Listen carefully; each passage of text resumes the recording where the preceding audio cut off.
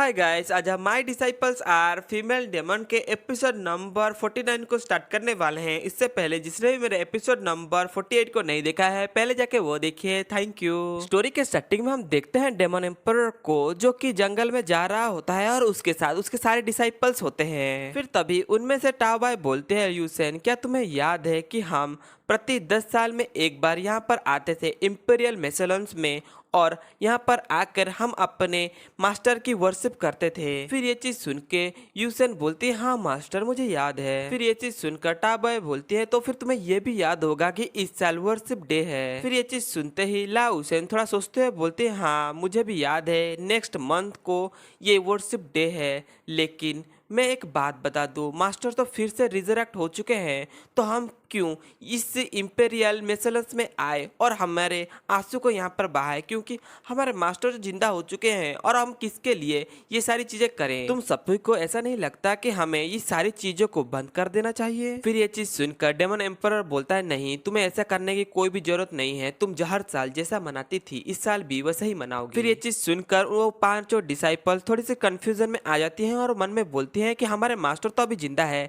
लेकिन फिर भी मास्टर हमें क्यों बोल रहे हैं वहां पर जाने के लिए। फिर तभी यूजिफू बोलती है, हम तो वहां पर जाते थे, वहां पर आंसू गिराते थे क्योंकि हमारे मास्टर गुजर गए थे और इसी वजह से हम वहां पर जाकर मास्टर का वर्शिप करते थे, लेकिन मास्टर तो फिर से रिजरेक्ट हो चुके हैं, अब हम वहां पर क्यों जाएं। फिर ये चीज सुनकर यूजिफू भी बोलती है, हाँ हम वहां पर क्यों जाएं। फिर ये सारी बातें सुनकर टाओबाई बोलती है, मुझे लगता है कि मास्टर ने अगर ऐसा कुछ कहा है तो इसका मतलब यही है कि मास्टर हमारे लिए कुछ करना चाहते हैं, तो इसी वजह से उन्होंने ऐसा कहा, नहीं तो वो हमें ऐसी कोई भी बातें नहीं बोलते जो कि हमारे लिए हानिकारक हो। सो इसी वजह से हम सभी को वहां पर जाना चाहिए। फिर ये चीज सुनते ही वो सारे भी मान जाते हैं वहां पर जाने के लिए। फिर तभी सीन चेंज हो जाता है और हम देखते हैं एक दिन बाद के समय को, जहाँ पर डेमन एम्पर और उसके सारे डिसाइपल टंची श्राइन के हॉल के बाहर आके खड़े हुए होते हैं और वो हॉल पूरी तरह से खाली होता है। फिर तभी ये चीज देखकर डेमन एम्पर और उसके सारे डिसाइपल उसके अंदर चलने लगते हैं।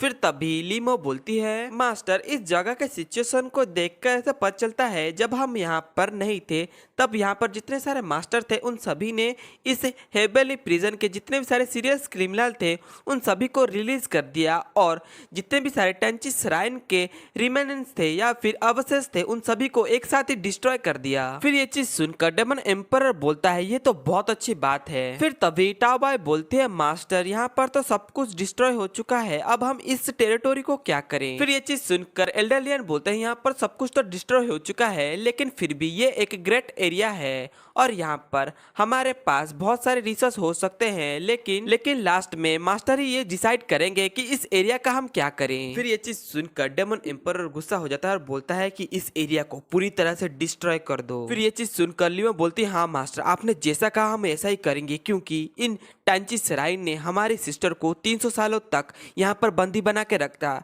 इसी वजह से इनको साथ ऐसा ही होना चाहिए। चलो मेरे मार्शल सिस्टर्स सब मिलकर हम इस जगह को पूरी तरह से डिस्ट्रॉय कर देते हैं। फिर ये चीज बोलने के बाद वो डेमन एम्पर से पूछते हैं, मास्टर क्या हम इस जगह को पूरी तरह से डिस्ट्रॉय कर दें अभी? फिर तभी ये चीज सुनने के बाद डेमन एम्पर बोलता है, नहीं अभी नहीं, कुछ दिन के बाद, क्योंकि मुझे पता है कि यहाँ पर एक ऐसी चीजें हैं जिससे कि हमें बहुत ज्यादा पावरफुल बना सकता है, इसी वजह से हम इसको कुछ दिन बाद इसको डिस्ट्रॉय करेंगे। लेकिन तभी हम देखते हैं हुसैन को, जो कि वो भी वहां पर आ गई होती है और सीधा आकर मास्टर और सिस्टर बोल के वहां पर कूद जाती है और वो सीधा आकर टाओबा के गोद में गिरती है और उसको हक करते हुए बोलती है, सिस्टर मुझे आपकी बहुत ज्यादा याद आ रही थी, इसी वजह से मैं यहाँ पर आ गई। फिर ये चीज सुनकर टाओबा बोलते है, अच्छी बात है तुम यहाँ पर आ गए, अब मुझे तुम्हारी चिंता नहीं करनी पड़ेगी। लेकिन तभी डेमन एम्पर उन सभी से बोलता है, ये तो बहुत अच्छी बात है कि तुम हम भी यहाँ पर इकट्ठे हो चुकी हो, चलो तो फिर हम अपना काम को शुरू कर देते हैं और तुम मेरे पीछे पीछे आओ, मैं जहाँ पर जा रहा हूँ। फिर तभी सीन चेंज हो जाता है और हम देखते हैं डेमन एम्पर को, जो कि उन सभी को लेकर सेंट्रल एरिया ऑफ द